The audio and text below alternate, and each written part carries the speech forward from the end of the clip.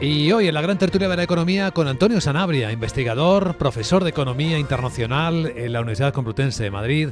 ¿Cómo estás, Antonio? Buenos días. Buenos días. ¿Qué tal viene el viernes?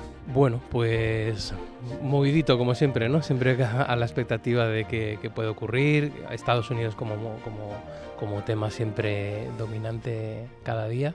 Pero bueno, vamos a ver. Podemos inventar un indicador de incertidumbre, igual que la CNN tiene el de codicia y miedo de los mercados, hacer una especie de termómetro de hoy cómo está de alta la incertidumbre. Bueno, ya los hay, pero... A la volatilidad. Sí, ya los hay, el VIX y demás hay, pero realmente habría que hacer uno específico de estos tiempos, ¿no? Gonzalo Garnica es consultor empresarial. ¿Qué tal, Gonzalo? Buenos días. ¿Qué tal, Luis Vicente? Buenos días. ¿Tu nivel de incertidumbre cómo está? Mi nivel de incertidumbre está colmado. Colmado. Está arriba. Está hasta arriba. Puede pasar cualquier cosa, sí. La verdad es que estamos muy abiertos a que sucedan casi cualquier cosa. Hermenegildo Altozano, abogado, socio en Pinsen Mason. Buenos días. ¿Qué tal, Luis? Fíjate que la certidumbre e incertidumbre muchas veces es una percepción subjetiva, porque además no controlas el futuro. Tú no sabes lo que te puede pasar. Es decir, es que es ridículo, porque dices, bueno, en rebus sí que está antiguo, es decir, estando así las cosas, puede pasar esto, pero si se produce cualquier variante que tú no estás controlando, pensemos, por ejemplo, en el apagón del otro día, es decir, nadie contaba con que se pudiera producir un apagón, o nadie contaba en su momento con que pudiera haber un atentado como el de las Torres Gemelas. Si tú tienes esa cosa que a mí me parece una expresión muy cursi, ¿no? La de los cisnes negros, que pueden pasar en cualquier momento y te pueden... Entonces yo creo que todo lo que son los cálculos sobre el futuro está muy bien, pero muchas veces esto es como las jugadas de pizarra en los partidos de fútbol, ¿no? Que te dices, saco el córner, entonces uno se adelanta, pero en ese momento le pega un codazo, se resbala el portero, pasa lo que sea, le tiran y la jugada no sale. Yo creo que con las predicciones pasa exactamente lo mismo. Así que somos muy de Voltaire, me parece, en esta gran tertulia de la economía. A mí me gusta mucho citar a Voltaire. Él decía que si bien la incertidumbre puede ser incómoda, y vaya, así lo es, la certeza es absurda. Totalmente. Sí, a mí esto siempre me gusta citar a Galbraith, que decía que cuando un economista intenta predecir el futuro hace que la astrología parezca una ciencia seria, ¿no? Pues es un poco parecido. Dicho esto, no sé si debemos mirar a otro lado o cómo continuar dando contexto a las noticias que nos trae este viernes. No, hay una cosa, Luis, Claro. que mencionaba Hermenegildo, lo del apagón y red eléctrica. O sea, yo he sido 3 años asesor de comunicación de red eléctrica, en el periodo en el que la presidía Pepe Folgado, que en paz descanse porque murió en 2020, ¿no? Y entonces la regla de oro de red eléctrica era: bajo ningún concepto se vaya la luz, porque se paga en términos políticos de una manera muy fuerte el que en España se vaya la luz. Incluso cuando se producía un incendio en una subestación y se iba la luz en un barrio de Madrid o en una zona de Madrid, se organizaba un pitote Pero enorme, ¿crees que el apagón ¿no? ha sido por un cambio político? Entonces, De ese principio? a mí Folgado me explicaba que los españoles tenemos una memoria atávica de cuando se iba la luz en los años 40 y 50, que se rodaban las películas a las 4 de la madrugada, se estaba 12 horas sin luz, sin agua también. O sea, en aquel momento Franco lo que hizo fue los pantanos, con lo cual arregló lo del agua y lo de la luz, más o menos, ¿no? Dentro de la modestia de aquello. Pero bueno, en cualquier caso, la regla de oro de red eléctrica era que no se vaya la luz, y no se iba nunca la luz en España, y había interrumpibilidad, y se pagaban cantidades fortísimas a industrias que se tenían que desenganchar, porque si no, no llegaba el suministro a los hogares. Se sigue pagando, está el servicio de gestión. Claro. Y Red Eléctrica es una empresón estupendo, con unos técnicos y con unas capacidades tecnológicas brutales. Y yo creo, y esto ya no estoy absolutamente seguro, pero yo creo que a los pocos minutos de haberse producido el apagón, ellos saben el origen del apagón. No hablamos de tema, pero lo que dicen los expertos en el asunto es que no es de minutos, son segundos, sí. Y que aunque pueda parecer fácil, porque son segundos, dado que hay miles de entre subestaciones, centrales de generación, etcétera, determinar exactamente lo que ha pasado en centésimas de segundo se va a tardar meses en saberlo. En Tenerife, que hubo un apagón en toda la isla, porque no está interconectada por razones geográficas, ese apagón tardó meses en saberse qué es lo que había sido la causa, porque es muy complejo. La red eléctrica en un país como España o en la península es complejísima y una sola incidencia pues hace que sea muy complicado saber en un momento corto de tiempo. A los pocos minutos unos portugueses, no sé de qué compañía, ya dieron una explicación, un argumento sobre que dieron se había su opinión. Dieron una opinión, como hay 200.000 opiniones. No, pero fundada porque no lo dijo uno que pasaba por allí. Vamos a ver, fundada tienes... yo creo que gente dijeron... tan conocedora como Joaquín Coronado discrepa de lo que diga otro técnico. Es decir, el asunto es complejísimo. La única realidad que hay es que funcionaron las protecciones. O sea, el hecho de que haya habido un apagón masivo significa que funcionó el sistema. Esto es como cuando en tu casa se van los plomos. Tú dices, es que se han ido los plomos, ¿ha funcionado mal? No, ha funcionado bien, porque si no hubieran saltado los plomos, se hubiera ido al garete todo tu... es lo primero que te he dicho. Habría ardido, ¿no? Red Eléctrica es una compañía que está sobre todo pensada para que no se vaya la luz. Y esa es la regla de oro. En donde discrepamos al parecer es que yo creo que tienen más información de la que están declarando y tienen más fundadas sospechas de qué es lo que pasó realmente, y ya veremos cuándo nos enteramos o si nos enteramos algún día. El Banco Central Europeo es una entidad creada para que no haya inflación, quiero decir, y hay inflación, es decir, que las cosas no se consiguen por decreto, como bien saben en Venezuela cuando prohibieron la inflación. Por ejemplo, cuando decía Juan Velarde Fuentes, tiene una anécdota muy conocida, lo fichó la Conferencia Episcopal como asesor económico, entonces hablaban pues los obispos con ese buenismo, un obispo diciendo que había que modificar las leyes económicas. Entonces Juan Velarde dijo, bueno, puestos a modificar las leyes que hacen más daño a los trabajadores, ¿por qué no modificamos la ley de la gravedad? Y así impedimos pues que algunos se caigan de los andamios, etcétera. Al final, yo estoy de acuerdo contigo, Antonio, que es que la realidad es muy tozuda y por mucho que tú escribas en el Boletín Oficial del Estado, no transformas la realidad cuando la realidad quiere seguir siendo la que es. Os propongo que habléis de lo que viene, ¿no? Ya sabemos que hay un tema recurrente, me gustaría que pasarais por él, el precio de la vivienda. Hay una proposición de ley que acaba de registrar el Grupo Parlamentario Socialista. El objetivo de esta proposición de ley, como en su momento fue la Ley de Vivienda, era lograr que los precios se contuviesen y hubiese oferta de alquiler a precios asequibles.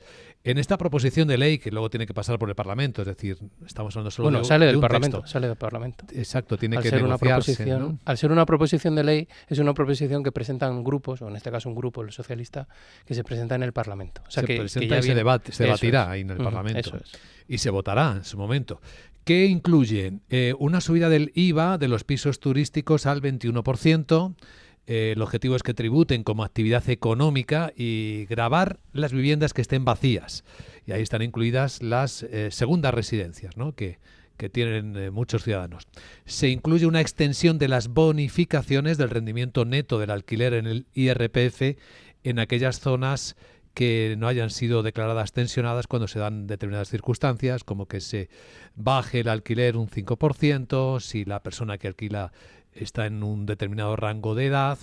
Es lo que ha dicho lo que sabemos del texto que hemos leído. Y para las SOCIMI, las sociedades cotizadas de tenedoras de viviendas, se modifica la tributación. Se les sube el impuesto del 15 al 25%, salvo que promuevan viviendas destinadas al alquiler a un precio asequible. Y en ese caso, la tributación será cero. ¿Qué os parecen estas ideas? ¿Pueden ayudar a que haya vivienda más asequible? ¿Qué efecto pueden tener? Fíjate, yo creo que toda intervención externa en un mercado que debería estar autorregulado es perniciosa. De hecho, todas las leyes de limitaciones de alquiler, y eso lo ha demostrado la historia, lo que hace es generar distorsiones de tal manera que al final, queriendo hacer el bien, provocas el mal, que es provocar escasez de vivienda. Lo has visto en Barcelona, con esa intervención en el mercado del alquiler, se han retirado pisos del mercado del alquiler y al final quien lo sufre es el demandante de esa vivienda. A mí me hace gracia cuando se hablan de precios asequibles. ¿Qué es un precio asequible? ¿Quién define lo que es asequible? Depende para quién, ¿no? Claro, depende para quién, depende en qué circunstancia. ¿Qué vas a hacer? ¿Retorcerle la mano al propietario para que muchas veces lo que hacen es cobrar un complemento de su pensión? Gente que tiene una vivienda, una segunda vivienda y son jubilados que la ponen en alquiler. ¿Vas a retorcerles el brazo para que lo alquilen por debajo de mercado? ¿Por qué no hacemos una cosa? ¿Por qué no liberalizamos el suelo? ¿Por qué no dejamos que sea el mercado el que decida en cada momento? ¿Por qué no quitas las limitaciones para que cualquier edificio pueda ser un edificio de viviendas? ¿Por qué no suprimes el impuesto sobre bienes inmuebles? ¿Por qué no bajas el impuesto de transmisiones patrimoniales entre particulares? Cuando se ha producido un aumento del 25% anual del precio de la vivienda, resulta que las comunidades autónomas, incluyendo las que blasonan liberalismo, como es el caso de la Comunidad de Madrid, no bajan el impuesto de transmisiones patrimoniales. Pues porque hay un afán recaudatorio detrás. ¿Por qué no agarras los nuevos ministerios, por ejemplo? Fíjate la extensión que tienes y lo conviertes en viviendas. Y sacas los organismos públicos, o aquí, justo enfrente de esta radio, tenemos un organismo público que ocupa todo un edificio de viviendas. ¿Por qué no hacemos ese tipo de actuaciones? ¿Por qué no permites que los espacios comerciales se conviertan en espacios de vivienda? Es decir, toda esa, que no es más que cosmética y no es más que un ataque directo al derecho de propiedad y sobre todo al derecho a tener una vivienda en condiciones asequibles, porque si tú intervienes el mercado lo que produces es esa escasez. ¿Por qué no dejas en paz y por qué no creas verdaderos incentivos fiscales en lugar de estar considerando la vivienda como un bien que gravas en el momento de su adquisición, en el momento de su transmisión, en el momento de su tenencia? Es decir, si es que es el hecho imponible que el IBI, es el hecho imponible que tiene más impuestos sobre él. El IBI ahora mismo es 400 euros por español y año. Es un impuesto confiscatorio. Es decir, es que al final tienes millones pero Gonzalo, de impuestos de bienes inmuebles. Yo compro una vivienda. Con el dinero que estoy utilizando para comprar esa vivienda ya he pagado impuestos, porque he pagado el impuesto de la renta de las personas físicas. Resulta que el que la vende tiene que pagar una plusvalía municipal y luego la plusvalía del impuesto de la renta de las personas físicas por arte de birlibirloque, porque el ayuntamiento ha realizado una ficción diciendo que gracias a no se sabe qué, esa vivienda ha subido de valor, gracias a su intervención. Segundo, tengo que pagar el impuesto de transmisiones patrimoniales si es una vivienda de segunda mano, o tengo que pagar el IVA a un tipo que podía estar mucho más bajo. Tengo que pagar el impuesto de bienes inmuebles, tengo que pagar el impuesto de sucesiones si heredo la vivienda. Entonces, si es en propiedad, tienes que imputarte una renta ficticia en tu declaración de la renta, exacto, y pagar impuestos por ella. El impuesto de la renta en lo que es la vivienda que ocupo para vivir, que es un gasto, resulta que dice, tiene usted un rendimiento presunto, sí, y se lo grabo, que además va según el tipo marginal que tú tienes. Bueno, pues a todo eso, mi experiencia personal, cuando estuve metido unos años en ese sector, que a todo eso añade además el cómo los ayuntamientos especulan con el sector. Me explico. Tú vas a hacer, yo por ejemplo hacía con una pequeña constructora que tenía pisos en una zona de Ávila que para nada es una zona tensionada, todo lo contrario, ¿no? Y chales adosados y bueno, y cosas de estas, ¿no? Y al final te llegaba el ayuntamiento y te decía, si quieres la licencia de obra, me tienes que contribuir a hacer el polideportivo, y me tienes que asfaltar la calle de no sé cuánto, y me tienes que poner alumbrado en la avenida de no sé qué, y tienes que poner en el jardín los columpios de no sé cuánto. Y entonces al final decías, bueno, ¿y cuánto es eso? Primero, ¿eso por qué? Si yo estoy en el plan general, o sea, esto tiene la edificabilidad, tiene todo para obtener la licencia, pero el ayuntamiento dice sí, pero si no me haces todo esto, no te lo doy. Al final echar la cuenta y dice, bueno, pues una unidad de obra que tenía que vender por 200.000, pues la tengo que poner en 270.000 para absorber todos esos costes indirectos, porque es que si no, además te quedas ahí empantanado con el proyecto, con el arquitecto, con el aparejador, con el terreno y con todo ahí sin poder edificar. Y al final había un sobrecoste brutal con esto. Entiendo que a veces ese sobrecoste al que obligan los ayuntamientos puede ser razonable. Por ejemplo, oye, si tú llegas a una ciudad como, no sé, como Tres Cantos, que también era alcalde Pepe Folgado, y dices que vas a hacer allí 10.000 viviendas nuevas y necesitas colegios, necesitas acometidas, necesitas parques, jardines, bibliotecas, dispensarios, bueno, pues todo eso también habrá que tenerlo en cuenta, ¿no? Pero en el caso en el que yo estoy hablando eran pueblecitos de Ávila, donde no había ninguna tensión. Lo que sí había era esto, que tienes que dar un precio asequible, porque si te pasas de precio, lo que vendes por 200.000, en cambio por 270.000 te lo comes con patatas. Porque no, y eso puede forzarte a construir con menor calidad. Que luego también nos quejamos de eso, ¿no? Claro. Antonio. Bueno, y yo por centrar un poco en lo que es la proposición de ley en sí, solamente decir un par de cosas. La primera es que hechos imponibles distintos compartan un factor que aparezca, por ejemplo, en este caso la vivienda, no lo hacen ser un solo hecho imponible, son hechos imponibles distintos. Por lo tanto, no vale decir que es que se grava por una misma vez, por una misma cosa, es el mismo varias objeto, cosas distintas. Antonio. Bueno, es el mismo, es la tenencia de la propiedad. Sí, es el mismo hecho imponible. No es el mismo hecho imponible. Tienes toda la razón. El hecho imponible es ficticio porque yo me invento hechos imponibles todos los días sobre un mismo bien. No es el mismo hecho imponible, insisto, y además esto ya hay sentencias, o sea que es que no me estoy inventando nada. Jurídicamente es así, pero es así en España y en cualquier otro lugar del mundo. Y segundo, cuando se habla de que un impuesto es confiscatorio, cualquier impuesto confiscatorio es ilegal constitucionalmente. Por lo tanto, si un impuesto existe y tiene el placet jurídico, no es confiscatorio. Nos puede no gustar, nos puede parecer abusivo, pero cuando hablemos de confiscatorio, por lo menos pongámosle comillas. En este caso concreto, en la proposición de ley, que es una proposición de ley que tiene que pasar todavía, como decía Luis Vicente, pues ser debatida en el Congreso y ser aprobada en Cortes, que vamos a ver si eso se consigue y cómo queda finalmente.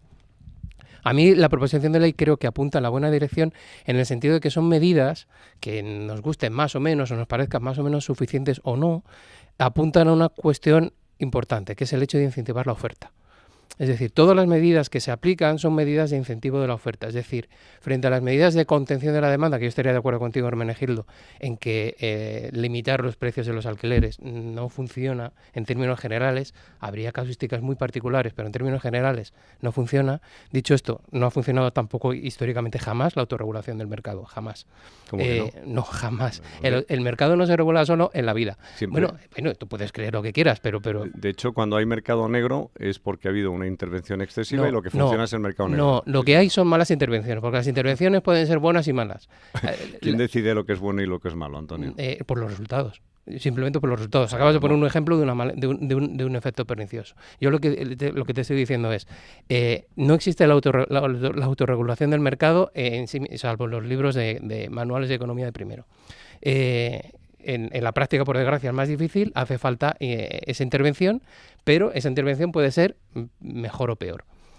Ahora, en este caso, creo que todas las medidas lo que se orientan, insisto, es a incentivar la oferta. Donde, por ejemplo, se les sube el IVA o se les aplica un IVA a los pisos turísticos, adelantando, por cierto, una directiva europea de IVA digital que se va a aplicar a partir de 2027-2028, se adelanta, se fija ese IVA y por tanto tienes un incentivo a que ese piso turístico sea dedicado a vivienda residencial al encarecer el precio de ese piso turístico. O, por ejemplo, el uso de inmuebles públicos destinados a vivienda, lo que tú citabas, a través del CEPES. Y, por ejemplo, también el hecho de decir, bueno, pues te ofrezco incentivos fiscales al propietario de esa vivienda para que la ponga en alquiler a precio asequible, que se define ese precio asequible porque son los índices de precios de la referencia de la vivienda. Es decir, que no es algo tan subjetivo. Nos puede parecer más o menos adecuado ese precio índice de referencia, pero que hay una referencia numérica. Y a partir de eso tú tienes unos incentivos de decir, bueno, pues me puede interesar más, puede impulsar más esto. ¿Qué resultado puede tener? Pues creo que en algunos casos el efecto puede ser limitado, porque, por ejemplo, el gravar, el desincentivar la compra de vivienda por no residentes tiene un efecto muy focalizado en zonas muy turísticas, Alicante, Islas Canarias, Baleares, y no en otros lados. Puede tener efecto... Y tiene un efecto negativo también, que es actividad económica. Es decir, tú tienes zonas donde o compran los extranjeros o durante el resto del año la población es casi inexistente. Eso ya lo dudo más. Bueno, que haya un problema, no falta de demanda en zonas de vivienda, en zonas tensionadas, me cuesta cuando, sobre todo en países... Pero sobre todo, ¿por qué estableces restricciones a los extranjeros? Es decir, no entiendo cómo establece restricción a la inversión extranjera y luego, perdona que añada un elemento que es muy importante. Es decir, tú fíjate, ¿tú crees que alguien tiene una vivienda vacía porque quiere tenerla vacía?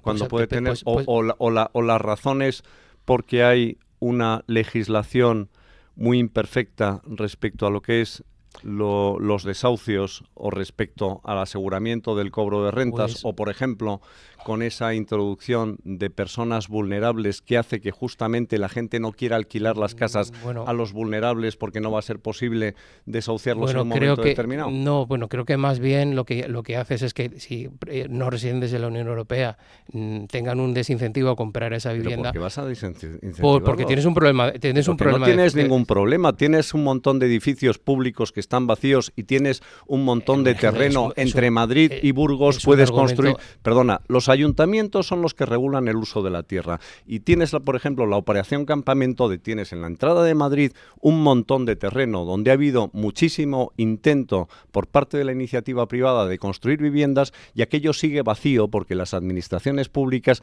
han seguido sin liberalizar ese suelo, Antonio. Y has tenido la operación de Chamartín, que ha estado 25 años paralizada por culpa de los políticos, a pesar de que había una sociedad privada llamada Desarrollos Urbanísticos de Chamartín, Dutch, que quería poner aquello en valor. Sí, yo no estoy, pero es que voy a lo siguiente. En eso podemos estar de acuerdo, y te recuerdo que hace muy poco una proposición de ley en esa línea fue tumbada por partidos de la derecha y parte de partidos de la izquierda. Pero por supuesto, justamente en esa línea esté libre, pero si yo no estoy haciendo ninguna defensa de la política, al contrario, estoy haciendo defensa del mercado. Porque frente a lo que decías tú sobre que no existe, cuando no existe intervención, de verdad, para hacer para el libre comercio, para las transacciones normales, ordinarias, no hay ninguna necesidad de intervención pública. Tú me dices qué intervención pública hay para que yo vaya a comprar el pan. Pero, vamos a ver, estamos de acuerdo los tres en una cosa, y es que hay que hacer políticas de oferta. Tú lo acabas de decir, yo también lo digo. Sí, por eso digo políticas de oferta. Déjame hacer con mi propiedad lo que quiera y ya tendré yo el incentivo de sacar el máximo rendimiento poner más posible. Suelo, una fiscalidad más favorable, pues todo tipo de incentivos que permitan que haya más unidades de obra en el mercado, porque por la ley del mercado, si hay más unidades de obra a la venta, pues bajarán los precios o no subirán tanto, ¿no? En lo que no estamos de acuerdo en hasta dónde está el límite de intervención en la demanda. Yo también estoy en contra de gravar la inversión extranjera, aunque sea de extracomunitarios, no me parece lógico. Yo lo que creo es que tiene un efecto muy limitado. La gente su dinero, en ese caso. Estoy de acuerdo que tiene un efecto muy cosmético, pero tiene un efecto limitado desde el punto de vista de efectividad, pero tiene un efecto pernicioso desde el punto de vista de percepción. Es decir, si tú estás introduciendo restricciones, sí, porque en los mercados se comenta, entonces se dice mañana, oye, ya en España resulta que la compra de vivienda o el Golden Visa, o como quieras llamarlo, y tienes una serie de personas de bastante influencia en los mercados, gestores de fondo, por ejemplo, etcétera, que dicen, oye, resulta que es un país non-friendly con la inversión extranjera. Sí. Bueno, eso a mí ese efecto me cuesta. Me cuesta ver que el impacto global de eso. Y otro elemento que creo que tiene efecto limitado es el tema de el incentivo que se da a la salida de vivienda no utilizada. Muy buenas reflexiones. 30 segundos. Mira, se cumplen 40 años de la Ley de Haciendas Locales, que esta la hizo Borrell, y que establecía 3 impuestos para que se financiaran los ayuntamientos. Uno sobre la actividad económica, otro sobre los coches, de circulación, y otro sobre los inmuebles. De estos 3 impuestos, el único que tiene capacidad recaudatoria, hay mucha, y el único en el que se aplican los ayuntamientos es en el impuesto de bienes inmuebles, porque ya es muy residual el asunto de la circulación de vehículos, porque es pequeña cantidad, y lo del impuesto a actividades económicas está incluso en desuso porque era un flagrante caso de renta Excelente supuesta. Nivel, como siempre. La gran tertulia de la economía con Gonzalo Garnica, con Hermenegildo Altozano y con Antonio Sanabria. Os deseo un buen fin de semana. Gracias. Muchas gracias. Gracias, Vicente. Un abrazo a todos.